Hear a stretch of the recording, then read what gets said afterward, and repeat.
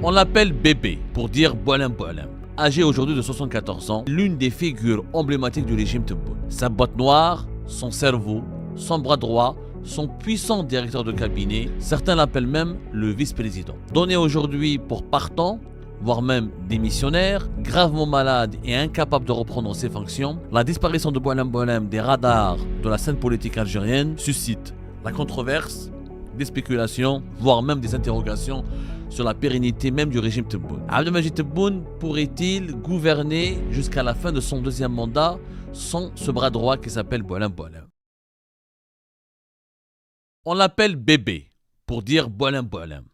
Boualem Boualem, âgé aujourd'hui de 74 ans, est l'une des figures emblématiques du régime Tebboune. Sa botte noire, son cerveau, son bras droit, son puissant directeur de cabinet, son confident, l'homme qui dirige, même à la place de Tebboune, quand Tebboune n'est pas là au palais présidentiel d'El Mouradia, l'État algérien. Certains l'appellent même le vice-président.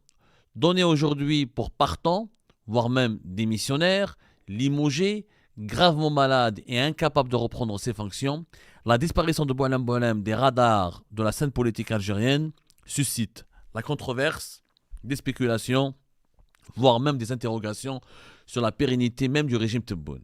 Abdelmadjid Tebboune pourrait-il gouverner jusqu'à la fin de son deuxième mandat sans ce bras droit qui s'appelle Boualem Boualem? Si on revient 6 ans en arrière, personne n'aurait pu croire ou personne ne s'attendait à l'ascension de celui qu'on allait appeler plus tard bébé. En 2020, il était totalement méconnu. Il n'y avait aucune photo de lui. Une discrétion absolue qui lui a permis petit à petit de gravir les échelons pour devenir une figure incontournable du pouvoir de l'ombre au niveau du palais présidentiel d'El Mouradia.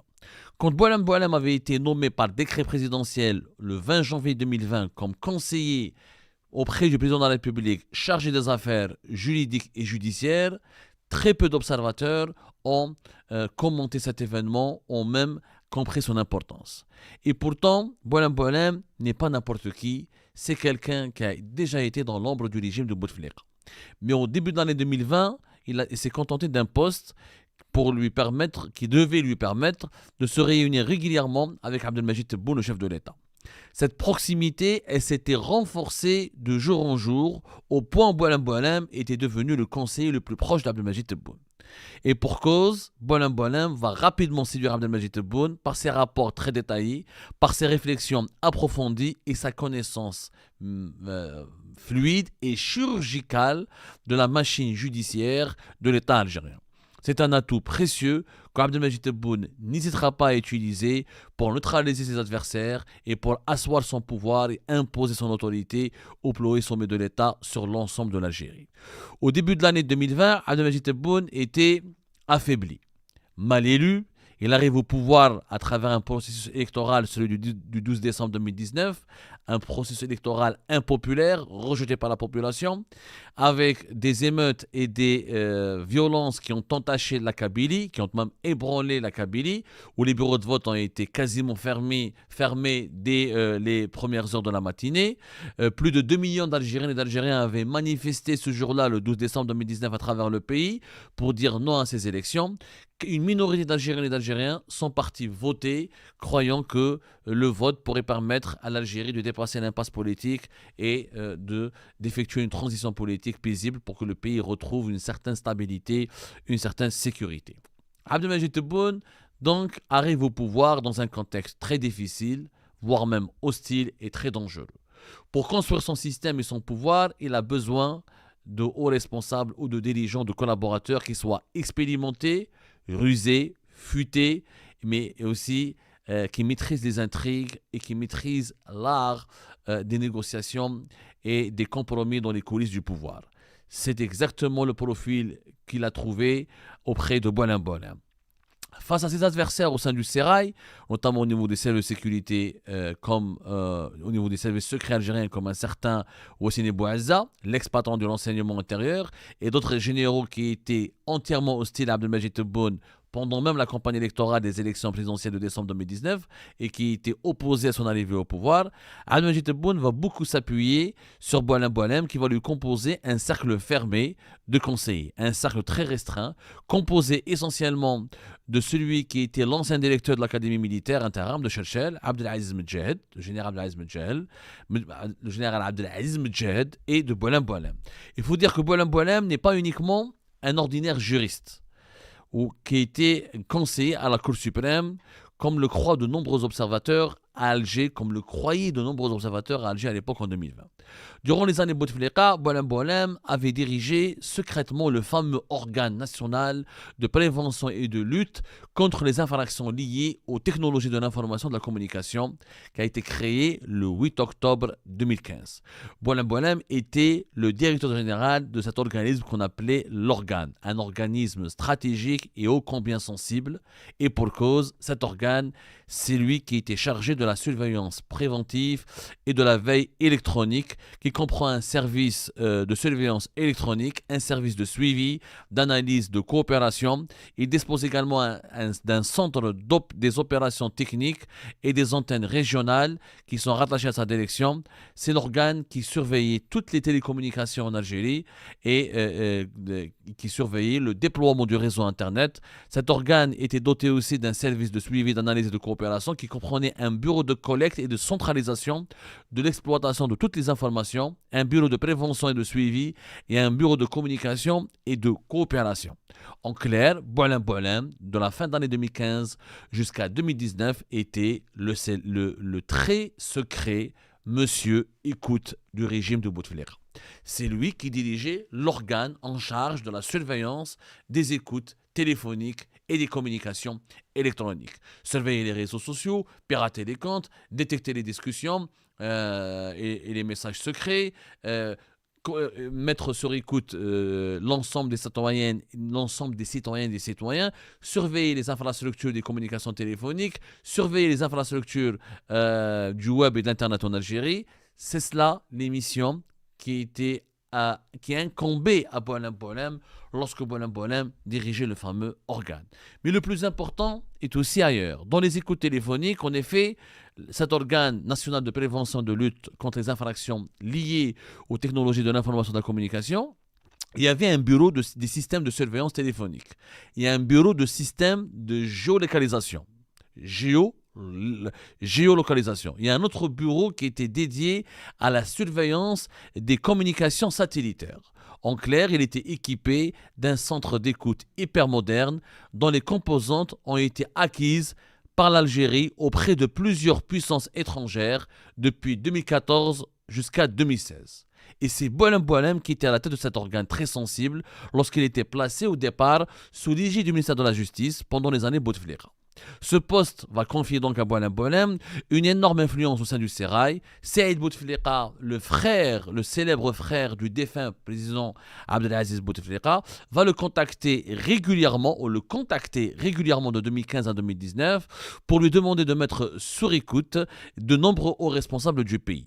Pire encore, Boualem Boualem se rendait régulièrement à Al-Mouradia pour rencontrer Saïd Bouteflika et d'autres caciques du clan de Bouteflika pour leur présenter des comptes rendus sur des missions de surveillance secrète menée dans la plus grande des discrétions. Très proche du clan présidentiel d'Abdelaziz Bouteflika, Boualem Boualem va pourtant survivre à la décapitation de ce régime déchu et renversé par le Hirak de février 2019 et par l'ingérence de l'armée nationale et populaire dans le champ politique à travers Ahmed Gaïd Salah, le défunt patron de l'institution militaire. Sous le règne d'Ahmed Gaïd Salah, Boualem Boualem sera parmi l'un des rares hauts responsables du régime de Bouteflika qui seront épargnés, protégés, non arrêtés et qui ne seront jamais inquiétés et qui échapperont à la case prison. Comment est-ce possible ? C'est comme un certain Mohamed Regheb, l'ex-secrétaire particulier d'Abdelaziz Bouteflika. Boualem Boualem avait senti le vent tourner. Il avait fait le choix de collaborer activement et secrètement dès l'avènement des premiers troubles politiques au début de l'année 2019 avec le clan Gaïd Salah en leur fournissant des informations confidentielles sur les mouvements et les conciliabules de Saïd Bouteflika. Les informations recoupées grâce aux équipements de l'organe national de prévention et de lutte contre les infractions liées aux technologies de l'information et de la communication. En juin 2019, le ministère de la Défense nationale, en pleine crise politique qui a ébranlé l'Algérie, la crise politique de février 2019 qui avait duré jusqu'au début, je vous le rappelle, rappelons-le, jusqu'au début de la pandémie de la Covid-19 au printemps 2020. En juin 2019, le ministère de la Défense nationale va récupérer cet organe sensible grâce à un décret présidentiel numéro 19172 qui correspond au 6 juin 2019. Mais Boualem Boualem n'était pas au pouvoir, n'était pas aux commandes à l'époque, puisqu'il avait démissionné selon nos investigations vers la fin du mois d'avril 2019. Donc il va collaborer avec le clan Gaïd Salah. Dès que le Gaïd Salah, à partir du début du mois d'avril, il va procéder au démantèlement du régime de Bouteflika et force Abdelaziz Bouteflika à démissionner à partir, il commence à tisser sa propre toile d'araignée. Boualem Boualem se retire donc au bon moment pour se protéger et pour s'offrir une certaine impunité et surtout pour se faire oublier afin que aucune autre composante du clan Gaïd Salah ne se rappelle de son existence ou ne cherche à le nuire ou à le neutraliser. Par la suite, l'organe sera essentiellement, quand Boualem Boualem va partir, quand il va quitter son poste, cet organe, l'organe des écoutes téléphoniques et électroniques, sera géré essentiellement par le fameux général-major Abdelkader El-Chekhem, qui est l'un des poids lourds du clan Gaïd Salah à l'époque. Boualem Boualem, comme par hasard, il va entretenir un rapport très cordial avec le général Abdelkader El-Chekhem, qui occupait à l'époque les fonctions du chef du département des transmissions du ministère de la Défense nationale.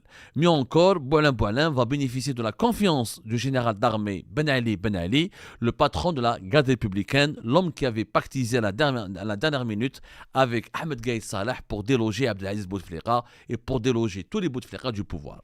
Fort de ce soutien, Boualem Boualem survivra à la purge menée à l'encontre du clan Bouteflika. Il va occuper un nouveau rôle puisqu'il assistera le clan Gaïd Salah sur les questions juridiques et sur de nombreux dossiers liés aux télécommunications et la surveillance de l'Internet. Nommé conseiller à la Cour suprême, Boualem Boualem continuera de graviter autour du pouvoir jusqu'à l'arrivée de Tebboune au palais présidentiel d'Al-Mouradia. Tebboune va s'intéresser très rapidement au profil de Boualem Boualem après avoir entendu parler de son travail exceptionnel à la tête de l'organe national de prévention et de lutte contre les infractions liées au TIC.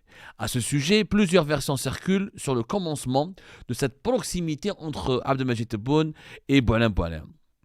Au cours de nos investigations, nous avions pu confirmer à l'époque que c'est Mohamed Ergheb, l'ex-secrétaire particulier de Abdelaziz Bouteflika, qui est originaire de la Roate, qui a réussi à mettre en relation et à bâtir une relation de confiance entre Abdelmajid Tebboune et Boualem Boualem.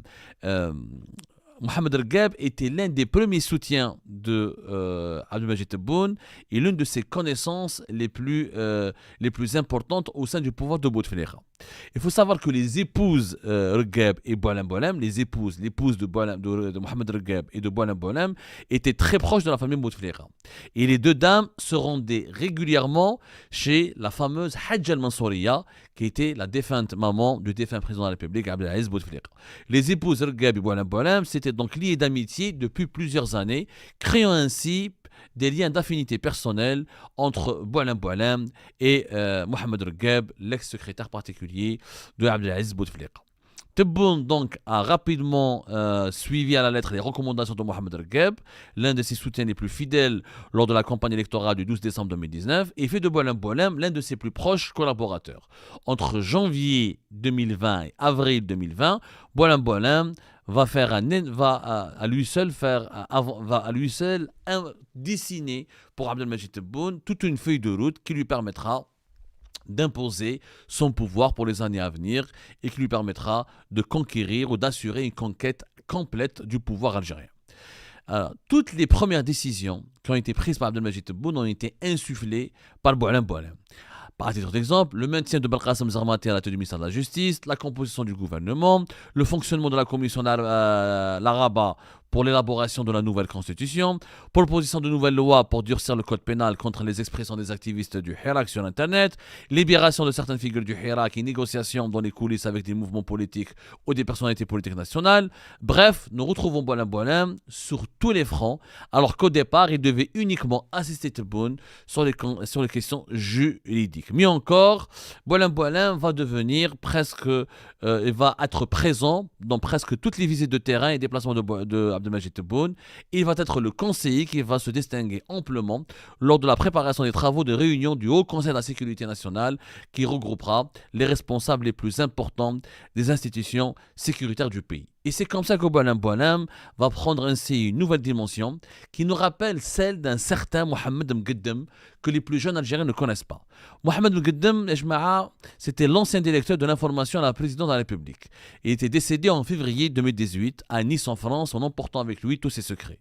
Directeur de l'information sous Chadli Benjedid et chargé de mission à la présidence entre 2004 et 2014, Mohamed Mgueddem avait une influence qui dépassait de très loin ses attributions officielles, au point que plusieurs ministres, des diplomates, des wali, ainsi que des hauts fonctionnaires, lui étaient redevables de leur poste. Il défaisait des carrières, comme aujourd'hui un certain Boualem Boualem.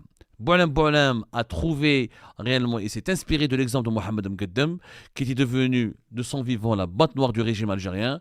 Et si cet homme avait parlé avant sa mort, les Algériens et les Algériens auraient pu comprendre de nombreux épisodes très sombres de l'histoire contemporaine de leur pays.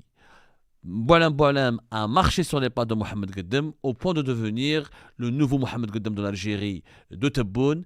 Mais est-ce qu'il finira comme un certain Mohamed Mgueddem? Est-ce qu'il finira par mourir à l'étranger, en exil, en emportant avec lui tous les secrets du pays?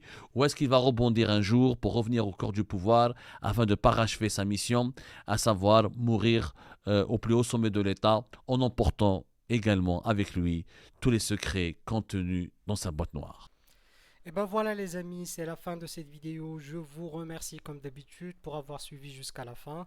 N'oubliez pas de nous laisser vos commentaires et vos réactions sur cette vidéo et de vous abonner à la chaîne si vous n'êtes pas encore abonné. Donc voilà, ça fait vraiment plaisir de voir vos commentaires et vos réactions et vos discussions sur la section des commentaires. C'est très intéressant et je vous prie toujours de garder le respect et un petit peu la bonne ambiance pour tout le monde. Donc voilà, merci beaucoup et à la prochaine dans une nouvelle vidéo. Au revoir.